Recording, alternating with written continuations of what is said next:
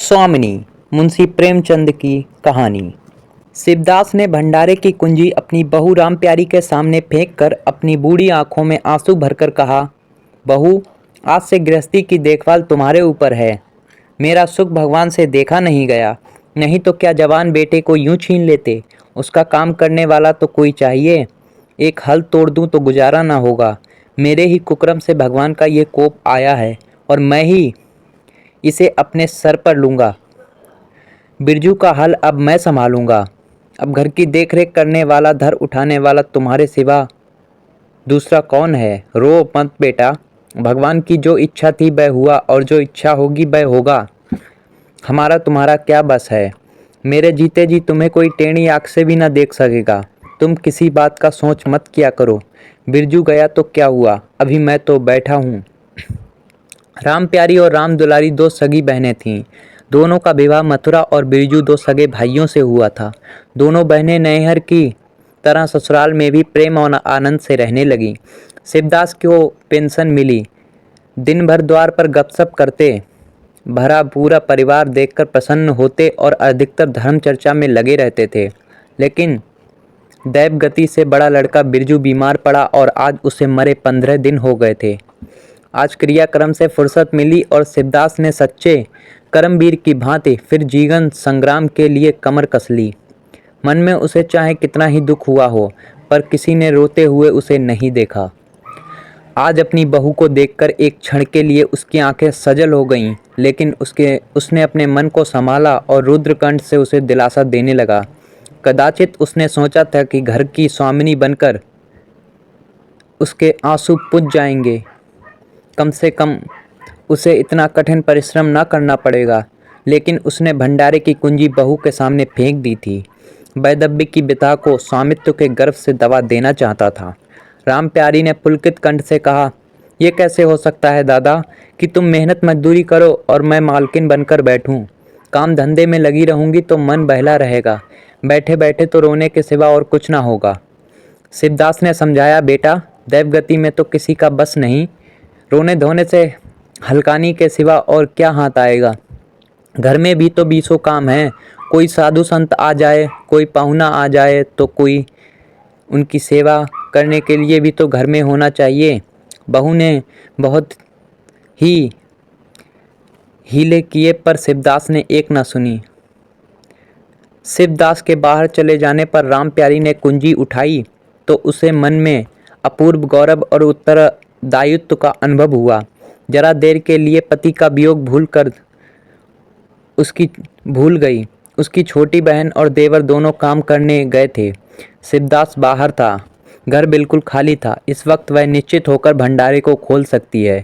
उसमें क्या क्या सामान है, क्या क्या विभूति है, ये देखने के लिए उसका मन लालायित हो उठा। इस घर में वह कभी ना आई थी। जब कभी किसी को कुछ देना या किसी से कुछ लेना होता था, तभी शिवदास आकर इस कोठरी को खोला करता था।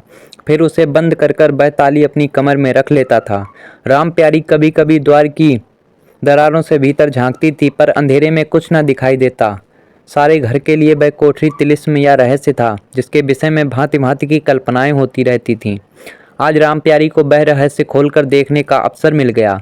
उसने बाहर का द्वार बंद कर दिया कि कोई उसे भंडार खोलते देख नहीं ले। सोचेगा बेजरूरत उसने क्यों खोला। तब आकर कांपते हुए हाथों से ताला खोला। उसके सीने धड़क रही थी और कोई द्वार खटखटाने लगे। अंदर पांव रखा तो उसे कुछ भी उसी प्रकार का, लेकिन उससे कहीं तीव्र आनंद हुआ जो उसे अपने गहने कपड़े की पिटारी खोलने में होता था। मटकों में गुड़, शक्कर, गेहूं, जौ आदि चीज़ें रखी हुई थीं। एक किनारे बड़े बड़े बर्तन धरे थे। वो शादी ब्याह के अवसर निकाले जाते थे या मांगने पे दिए जाते थे। एक आले पर माल गुजारी की रसीदें, लेन देन के पुर्जे बंधे हुए थे। कोठरी में एक विभूति सी छाई थी, मानो लक्ष्मी अज्ञात रूप से विराज रही हो। उस विभूति की छाया में राम प्यारी आधे घंटे तक बैठी अपने आत्मा को तृप्त करती रही। प्रति क्षण उसके हृदय पर ममत्व का नशा सा छा जा रहा था। वह उस कोठरी से निकली तो उसके मन के संस्कार बदल गए, मानो किसी ने उस पर मंत्र डाल दिया हो। उसी समय द्वार पर किसी ने आवाज़ दी। उसने तुरंत भंडारे का दरवाज़ा बंद किया और जाकर सदर दरवाज़ा खोल दिया।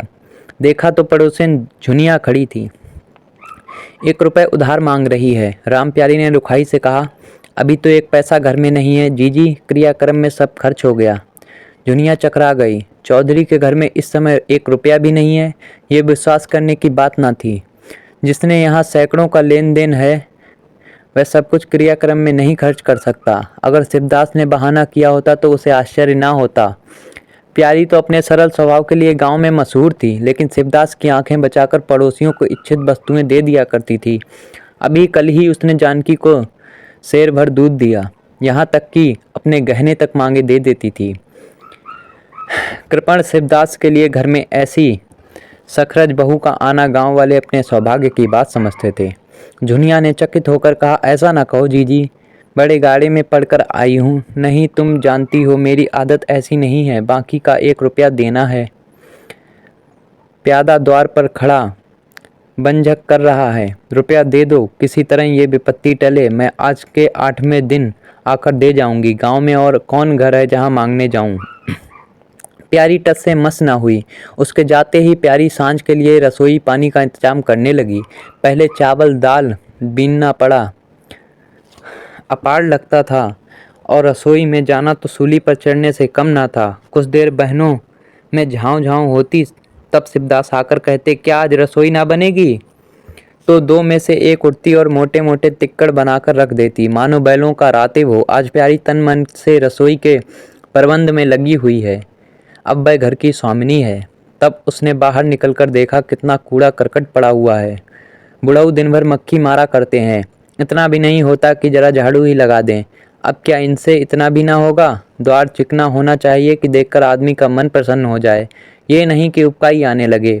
अभी कह दूं तो तिनक उठेंगे। अच्छा मुन्नी नाद से अलग क्यों खड़ी है? उसने मुन्नी के पास जाकर नाद में झांका, दुर्गंध आ रही थी। ठीक, मालूम होता है महीनों से पानी नहीं बदला गया। इस तरह तो गाय रह चुकी, अपना पेट भर लिया, छुट्टी हुई और किसी से क्या मतलब। हाँ, दूध सबको अच्छा लगता है। दादा द्वार पर बैठे चिलम पी रहे हैं, मगर इतना नहीं होता कि 4 घड़ा पानी नाद में डाल दें। मजूर रखा है, वह भी 3 कौड़ी का, खाने को 1.5 सेर, काम करते नानी मरती है। आज आता है तो पूछती हूँ, नाद में पानी क्यों नहीं बदला?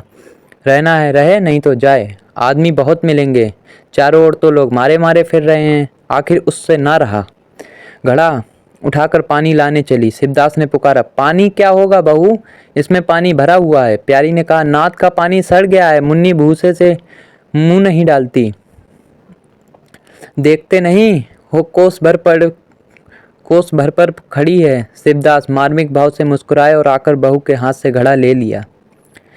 कई महीने बीत गए। प्यारी के अधिकार में आते ही उस घर में जैसे बसंत आ गया। भीतर बाहर जहाँ देखिए किसी निपुण प्रबंधक के हस्त कौशल, सुविचार और सुरुचि के चिन्ह दिखते थे। प्यारी ने गृह यंत्र की ऐसी चाबी कस दी थी कि सभी पुर्जे ठीक ठाक चलने लगे। भोजन पहले से अच्छा मिलता है और समय पर मिलता है। दूध ज़्यादा होता है, घी ज़्यादा होता है और काम ज़्यादा होता है। प्यारी न खुद विश्राम लेती है और न दूसरों को विश्राम लेने देती है। घर में ऐसी बरकत आ गई कि जो चीज़ मांगो घर में ही निकल आती है। आदमी से लेकर जानवर तक सभी स्वस्थ दिखाई देते हैं। अब वह पहले की दशा नहीं है कि कोई चिथड़े लपेटे है, किसी को गहने की धुन सवार है। हाँ, अगर कोई रूप और रुग्ण और चिंतित तथा मलिन बेस में है तो वह प्यारी है। फिर भी सारा घर उससे जलता है, यहाँ तक कि बूढ़े शिवदास भी कभी कभी उसकी बदगोई करते हैं। किसी को पहर रात रहे उठना अच्छा नहीं लगता, मेहनत से सभी जी चुराते हैं।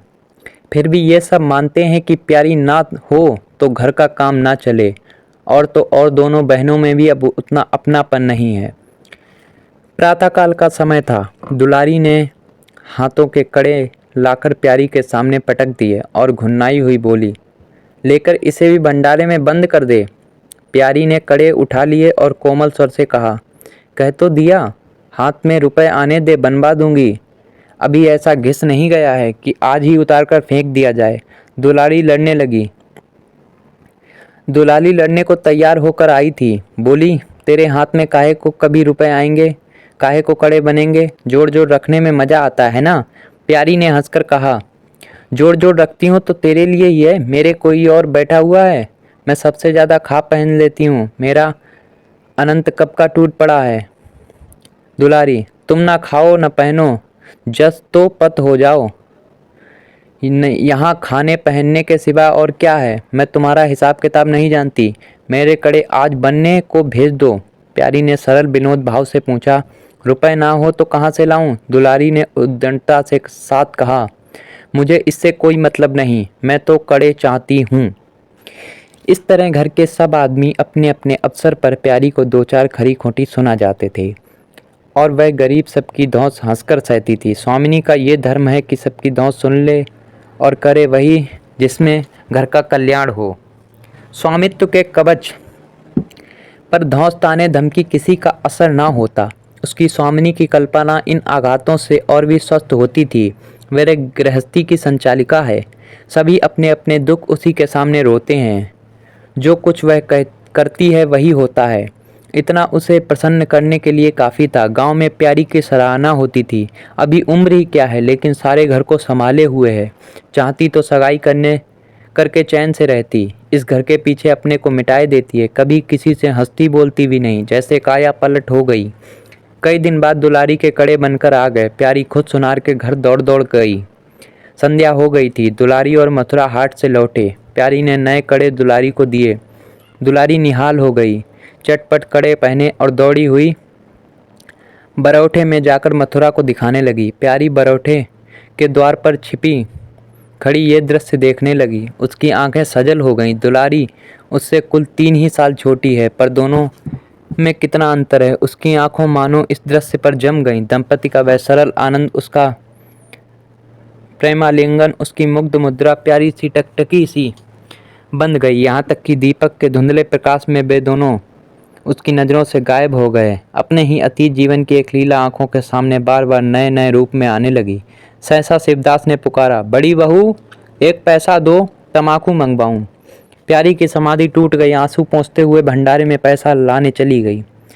एक एक करके प्यारी के गहने उसके हाथ से निकलते जाते थे, पर वह चाहती थी मेरा घर गांव में सबसे संपन्न समझा जाए, और इस महत्वाकांक्षा का मूल्य देना पड़ता था। कभी घर की मरम्मत के लिए और कभी बैलों की नई गोई खरीदने के लिए, कभी नातेदारों के व्यवहारों के लिए, कभी बीमारों की दवा दारू के लिए रुपए की ज़रूरत पड़ती रहती थी। जब बहुत कतर विरोध करने पर भी काम ना चलता तो वह अपनी कोई ना कोई चीज़ निकाल देती और एक बार हाथ से निकलकर फिर ना लौटती। वह चाहती तो इनसे कितने ही खर्चों को टाल जाती, पर जहाँ इज्जत की बात आ पड़ती वह दिल खोलकर खर्च करती। अगर गांव में हेटी हो गई तो क्या बात रही, लोग उसी का नाम तो धरेंगे। दुलारी के पास भी गहने थे, दो एक चीज़ें मथुरा के पास भी थीं, लेकिन प्यारी उनको चीज़ें ना छूती। उनके खाने पहनने के दिन हैं, वे इस जंजाल में क्यों फंसें। दुलारी को लड़का हुआ तो प्यारी ने झूम के जन्मोत्सव मनाने का प्रस्ताव किया। शिवदास ने विरोध किया, क्या फ़ायदा, जब भगवान की दया से सगाई ब्याह के दिन आएंगे तो धूमधाम से कर लेना। प्यारी के हौसलों से भरा दिल भला क्यों मानता। बोली, कैसी बात कहते हो दादा, पहलौठे लड़के के लिए धूमधाम ना हुई तो कब होगी। मन तो नहीं मानता, फिर दुनिया क्या कहेगी, नाम बड़े और दर्शन छोटे। मैं तुमसे कुछ नहीं मांगती, अपना सारा सरंजाम कर लूँगी, गहनों के माथे जाएगी और क्या। शिवदास ने चिंतित होकर कहा, इस तरह एक दिन धागा भी ना बचेगा। कितना समझाया बेटा, भाई भौजाई किसी के नहीं होते। अपने पास दो चीज़ें रहेंगी तो सब मुँह जोएंगे, नहीं कोई सीधे मुँह बात भी नहीं करेगा। प्यारी ने ऐसा मुँह बनाया मानो वह उसे बूढ़ी बातें बहुत सुन चुकी है, और बोली, जो अपने हैं वे भी ना पूछें तो अपने ही रहते हैं। मेरे धर्म मेरे साथ है, मैं उनके धर्म उनके साथ है। मैं मर जाऊंगी तो क्या छाती पर लाद ले जाऊंगी। धूमधाम से जन्मोत्सव मनाया गया। बरही के दिन सारी बिरादरी का भोज हुआ। लोग खा पी कर चले गए और प्यारी दिन भर की थकी मांदी आंगन में एक टाट का टुकड़ा बिछाकर कमर सीधी करने लगी। आंखें झपक गईं। मथुरा उसी वक्त घर में आया। नवजात पुत्र को देखने के लिए उसका चित्त व्याकुल हो रहा था। दुलारी सौर ग्रह से निकल चुकी थी। गर्भावस्था में उसकी देह क्षीण हो गई थी, मुंह भी उतर गया था, पर आज स्वस्थता की लालिमा मुख पर छाई हुई थी। सौर के संयम और पुष्टक भोजन ने देह को चिकना कर दिया था। मथुरा उसे आंगन में देखते ही समीप आ गया और एक बार प्यारी की ओर ताककर उसके निद्रामग्न होने का निश्चय करके उसने शिशु को गोद में ले लिया और उसका मुंह चूमने लगा। आहट पाकर प्यारी की आंखें खुल गईं, पर उसने नींद का बहाना किया और अधखुली आंख से यह आनंदित कीड़ा देखने लगी। माता और पिता दोनों बारी बारी से बालक को गले लगाते और मुख को निहारते थे। कितना स्वर्गीय आनंद था। प्यारी और तिसित एक लालसा एक क्षण के लिए स्वामिनी को भूल गई।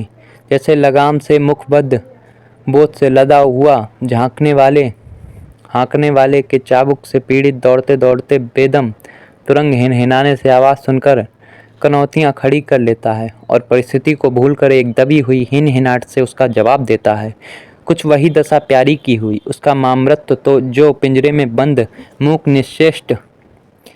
निश्चेष्ट पड़ा हुआ था, समीप से आने वाली मातृत्व की चाहकर सुनकर जैसे जाग पड़ा और चिंताओं के उस पिंजरे से निकलने के लिए पंख फड़फड़ाने लगा।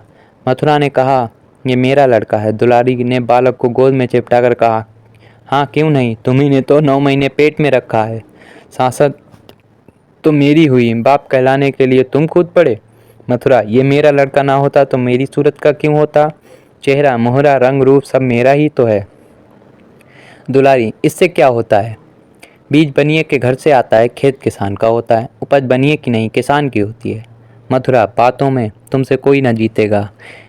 मेरा लड़का बड़ा हो जाएगा, मैं द्वार पर बैठकर मज़े से हुक्का पिया करूँगा। दुलारी, मेरा लड़का पढ़ेगा लिखेगा और बड़ा होगा, तुम्हारी तरह दिन भर बैल के पीछे ना चलेगा। मालकिन से कहना कल एक पालना बनवा दें। मथुरा, अब बहुत सवेरे ना उठा करना और छाती फाड़कर काम भी ना करना। दुलारी, ये महारानी जीने देंगी? मथुरा, मुझे तो बेचारी पर दया आती है। उसके कौन बैठा हुआ है, हम ही लोगों के लिए मरती है। भैया होते तो अब तक 2-3 बच्चों की माँ हो गई होती। प्यारी के कंठ में आंसुओं का ऐसा बेग उठा कि उसे रोकने में सारी देह कांप उठी। अपना वंचित जीवन उसे मरुस्थल सा लगा, जिसकी सूखी रेत पर वह हरा भरा बाग लगाने की निष्फल चेष्टा कर रही थी। कुछ दिनों बाद शिवदास भी मर गया। उधर दुलारी के 2 बच्चे और हुए। वह भी अधिकतर बच्चों के लाल पालन में व्यस्त रहने लगी। खेती का काम मजदूरों पर आ पड़ा। मथुरा मजदूर तो अच्छा था, संचालक अच्छा ना था। उसे स्वतंत्र रूप से काम लेने का कभी भी अवसर ना मिला था। खुद पहले भाई की निगरानी में काम करता रहा, बाद में बाप की निगरानी में काम करने लगा। खेती का तार भी ना जानता था। वहीं मजदूर उसके लिए यहाँ टिकते थे जो मेहनत नहीं खुशामद करने में कुशल होते थे। इसलिए प्यारी को अब दिन में 2-4 चक्कर हार के भी लगाने पड़ते थे। कहने को वह अब भी मालकिन थी, पर वास्तव में घर भर की सेविका थी। मजूर भी उससे त्योरियां बदलते, जमींदार का प्यादा भी उसी पर धौंस जमाता। भोजन में भी किफ़ायत करनी पड़ती। लड़कों को तो जितनी बार मांगे उतनी बार कुछ ना कुछ चाहिए। दुलारी तो लड़कौरी थी, उसे भरपूर भोजन चाहिए। मथुरा घर का सरदार था, उससे इस अधिकार को कौन छीन सकता था? मजूर भला क्यों रियायत करने लगे थे? सारी कसर प्यारी पर निकलती थी। वहीं एक फालतू चीज़ थी, अगर आधा पेट जाए तो किसी को हानि ना हो सकती थी। 30 वर्ष की अवस्था में उसके बाल पक गए, कमर झुक गई, आंखों की जोत कम हो गई, मगर वह प्रसन्न थी। स्वामित्व का गौरव इन सारे जख्मों पर मरहम का काम करता था। एक दिन मथुरा ने कहा, भाभी अब तो कहीं परदेश जाने का जी होता है।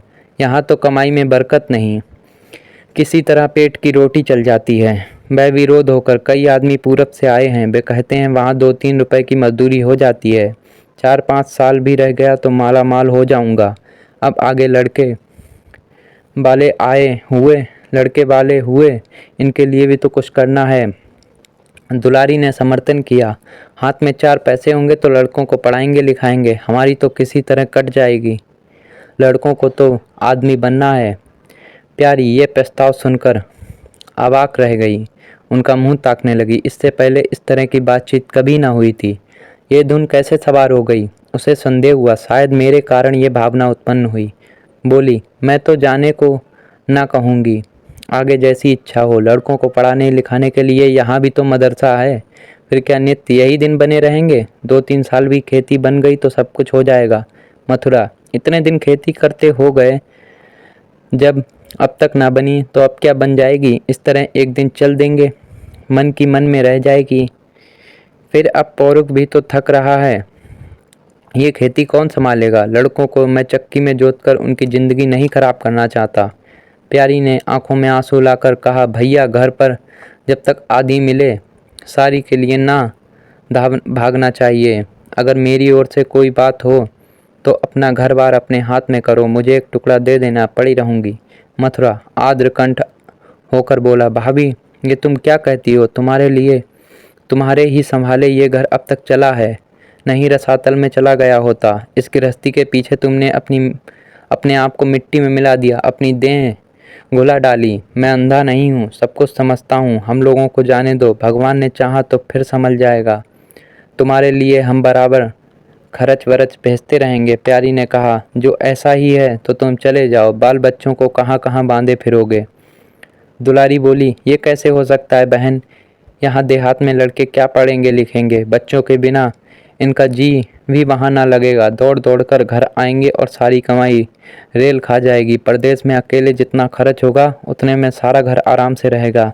प्यारी बोली, मैं ही यहाँ रहकर क्या करूँगी, मुझे भी लेते चलो। दुलारी उसे साथ ले चलने का तैयार ना थी, कुछ दिन जीवन का आनंद उठाना चाहती थी। अगर परदेश में भी ये बंधन रहा तो जाने से क्या ही फ़ायदा। बोली, बहन तुम चलती तो क्या बात थी, लेकिन फिर यहाँ का कारोबार तो चौपट हो जाएगा।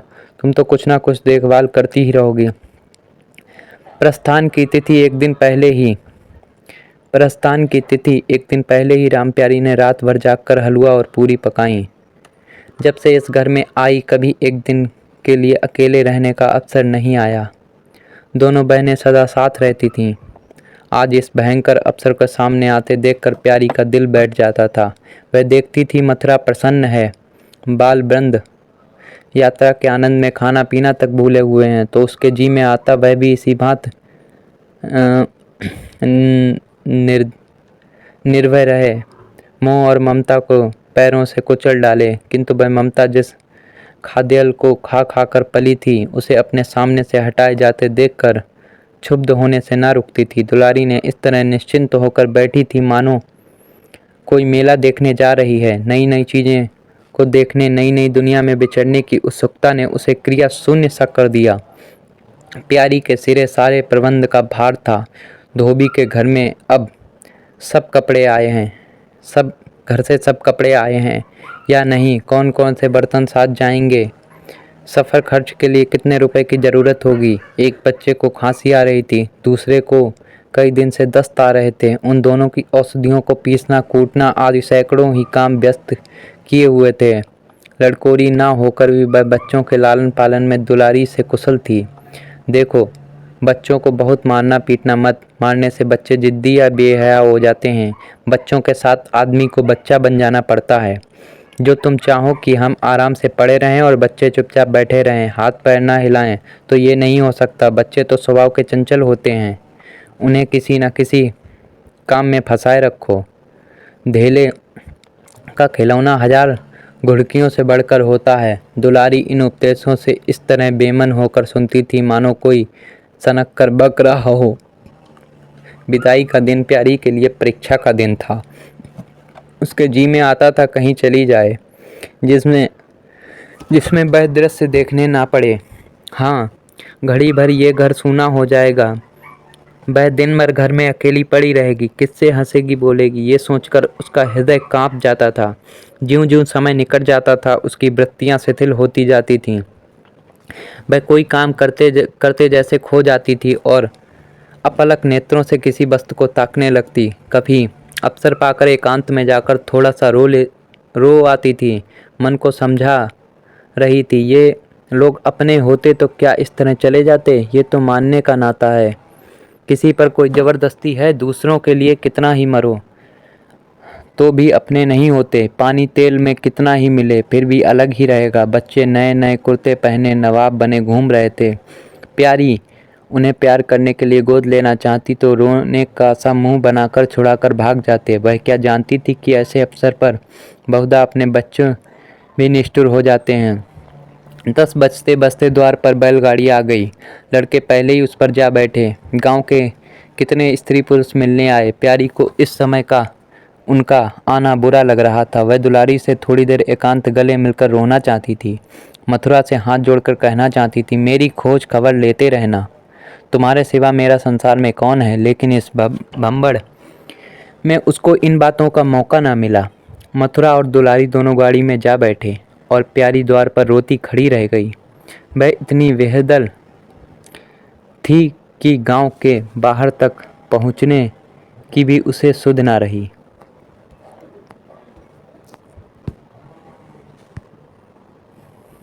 कई दिन तक प्यारी मूर्छित सी पड़ी रही। न घर से निकली, न चूल्हा जलाया, न हाथ मुंह धोया।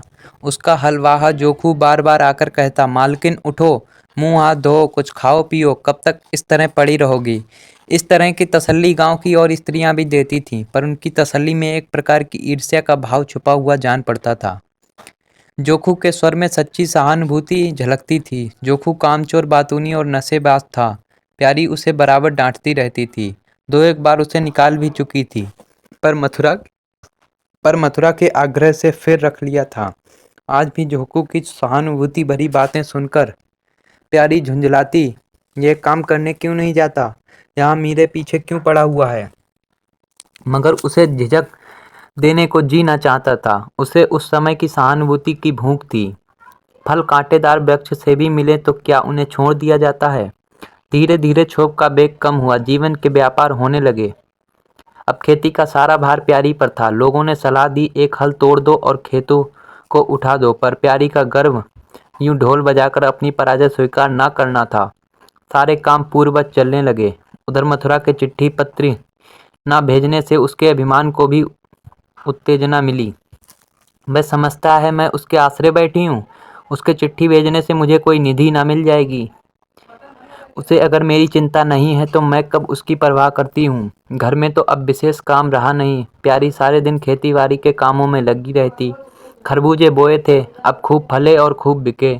पहले सारा दूध घर में खर्च हो जाता था, अब बिकने लगा। प्यारी की मनोवृत्तियाँ में भी एक विचित्र परिवर्तन आ गया। वह अब साफ कपड़े पहनती, मांग चोटी और उसे उतनी उदासीन भी न थी। आभूषणों में भी रुचि हुई। रुपए हाथ में आते ही उसने अपने गिरवी गहने छुड़ाए और भोजन भी संयम से करने लगी। सागर पहले खेतों को सींचकर खुद खाली हो जाता था, अब निकास की नालियां बंद हो गई थीं। सागर में पानी जमा होने लगा और उसमें हल्की हल्की लहरें भी उठने लगीं। खिले हुए कमल भी थे। एक दिन जोकू हार से लौटा तो अंधेरा हो गया था। प्यारी ने पूछा, अब तक वह वहाँ क्या कर रहा था। जोखू ने कहा, 4 क्यारियां बच रही थीं, मैंने सोचा 10 मोट और खींच दूं, कल का झंझट कौन रखे। जोखू अब कुछ दिनों से काम में मन लगाने लगा था। जब तक मालिक उसके सिर पर सवार रहते थे वह हीले बहाने करता था। अब सब कुछ उसके हाथ में था। प्यारी सारे दिन हार में थोड़ी ही रह सकती थी, इसलिए अब उसमें जिम्मेदारियां आ गई थीं। प्यारी ने लोटे का पानी रखते हुए कहा, अच्छा हाथ मुंह धो लो, आदमी जान रखकर काम करता है, हाय हाय करने से कुछ नहीं होता। खेत आज ना होते कल होते, क्या जल्दी थी। जोखू ने समझा प्यारी बिगड़ रही है। उसने तो अपनी समझ में कारगुजारी की थी और समझा था तारीफ होगी, यहाँ आलोचना हुई। चिढ़कर बोला, मालकिन दाहिने बाएं दोनों ओर चलती हो, जो बात नहीं समझती उसमें क्यों कूदती हो। कल के लिए तो ऊंचवा के खेत पड़े सूख रहे हैं, आज बड़ी मुश्किल से कुआं खाली हुआ था। सवेरे में पहुंचता तो कोई और आकर ना छेंक लेता, फिर अठवारे तक राह देखनी पड़ती, तब तक तो सारी उख विदा हो जाती। प्यारी उसकी सरलता पर हंसकर बोली, अरे मैं तो तुझे कुछ कह थोड़ी रही हूँ पागल, मैं तो कहती हूँ कि जान रखकर काम कर, कहीं बीमार पड़ गया तो लेने के देने पड़ जाएंगे। जोखू, कौन बीमार पड़ जाएगा। मैं 20 साल में कभी सर तक दुखा नहीं, आगे की नहीं जानता। कहो रात भर काम करता रहूं। प्यारी, मैं क्या जानूं, तुम ही अंतरे दिन बैठे रहते हो और पूछा जाता तो कहते हो जुर आ गया था, पेट में दर्द था। जोकू झेंपता हुआ बोला, वह बातें जब थीं जब मालिक लोग चाहते थे कि इसे पीस डालें, अब तो जानता हूँ मेरे ही माथे है, मैं ना करूँगा तो सब चौपट हो जाएगा। प्यारी, मैं क्या देखभाल नहीं करती। जोखू, तुम बहुत करोगी, 2 बेर चली जाओगी, सारे दिन तुम वहाँ बैठी नहीं रह सकती। प्यारी उसके निष्कपट व्यवहार से मुग्ध कर दिया। बोली, तो इतनी रात गए चूल्हा जलाओगे, कोई सगाई क्यों नहीं कर लेते। जोखू ने मुंह धोते हुए कहा, तुम भी खूब कहती हो मालकिन, अपने पेट भर को तो होता नहीं सगाई कर लूं। 1.25 खाता हूँ, 1 जून पूरा 1.25। दोनों जून के लिए 2 सेर चाहिए प्यारी। अच्छा आज मेरी रसोई में खाओ, देखूं कितना खाते हो। जोखू ने पुलकित होकर कहा, नहीं मालकिन, तुम बनाते बनाते थक जाओगी। हाँ, आध आध सेर के 2 रोटी बनाकर खिला दो तो खा लूं। मैं तो यही करता हूँ, बस आटा सानकर 2 लिट बनाता हूँ और उपले पर सेंक लेता हूँ, कभी मठे से, कभी नमक से, कभी प्याज से खा लेता हूँ और आकर पड़ रहता हूँ। प्यारी, मैं तुम्हें आज फुलके खिलाऊंगी जोखू, तब तो सारी रात खाते ही बीत जाएगी। प्यारी, बको मत, चटपट आकर बैठ जाओ जोखू, जरा बैलों को सानी पानी दे आता हूँ, फिर आऊँ। जोखू और प्यारी में ठनी हुई थी। प्यारी ने कहा, मैं कहती हूँ धान रोपने की कोई ज़रूरत नहीं, झड़ी लग जाए तो खेत डूब जाए, बरखा बंद हो जाए तो खेत सूख जाए, ज्वार बाजरा सन अरहर सब तो है, धान ना सही। जोखू ने अपने विशाल कंधे पर फावड़ा रखते हुए कहा, जब सबका होगा तो मेरा भी होगा, सबका डूब जाएगा तो मेरा भी डूब जाएगा। मैं क्यों किसी से पीछे रहूं? बाबा के ज़माने में 5 बीघा से कम नहीं रोपा जाता था। बिरजू भैया ने उसमें 1-2 बीघे और बढ़ा दिए। मथुरा ने भी थोड़ा बहुत हर साल रोपा, तो मैं क्या सबसे गया गुजरा हूँ? मैं 5 बीघे से कम ना लगाऊंगा। तब घर में 2 जवान काम करने वाले थे, मैं अकेला उन दोनों के बराबर खाता हूँ। दोनों के बराबर काम क्यों ना करूँगा? चल झूठा कहीं का, कहते थे 2 सेर खाता हूँ, 4 सेर खाता हूँ, आधा सेर में रह गया। एक दिन तौलो तब मालूम हो। तौला है, बड़े खाने वाले हैं। मैं कह देती हूँ धान ना रोपो, मजूर मिलेंगे नहीं, अकेले हल हलकान होना पड़ेगा।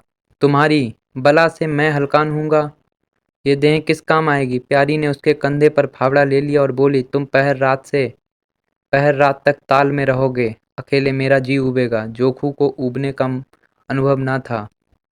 कोई काम ना हो तो आदमी पढ़कर सो रहे। जी क्यों उबे? बोला, जी उबे तो सो रहना, मैं घर रहूँगा, तब तो और जी उबेगा। मैं खाली बैठता हूँ तो बार बार खाने को सूझती है, बातों में देर हो रही है और बादल घिर आते हैं। प्यारी ने कहा, अच्छा कल से जाना, आज बैठो। जोखू ने मानो बंधन में पड़कर कहा, अच्छा बैठ गया, कहो क्या कहती हो? प्यारी ने विनोद करते हुए पूछा, क्या कहना है? मैं तुमसे पूछती हूँ, अपनी सगाई क्यों नहीं कर लेते? अकेले मरती हूँ तब 1 से 2 हो जाऊंगी। जोखू शर्माता हुआ बोला, तुमने फिर वही बेबात की बात छेड़ दी मालकिन।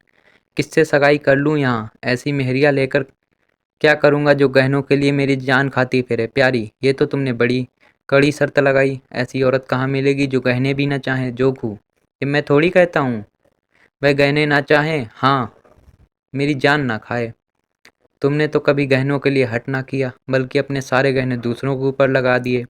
प्यारी के कपोलों पर हल्का सा रंग आ गया। बोली, अच्छा और क्या चाहते हो जोखू? मैं कहने लगूंगा तो बिगड़ जाओगी। प्यारी की आंखों में लज्जा की एक रेखा नजर आई। बोली, बिगड़ने की बात कहोगे तो जरूर बिगड़ूंगी जोखू, मैं ना कहूँगा।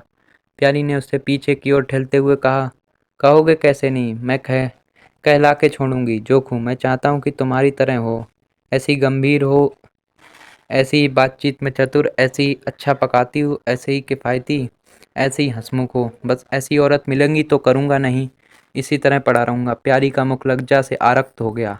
उसने पीछे हटकर कहा, तुम बड़े नटखट हो, हंसी हंसी में सब कुछ कह गए। धन्यवाद।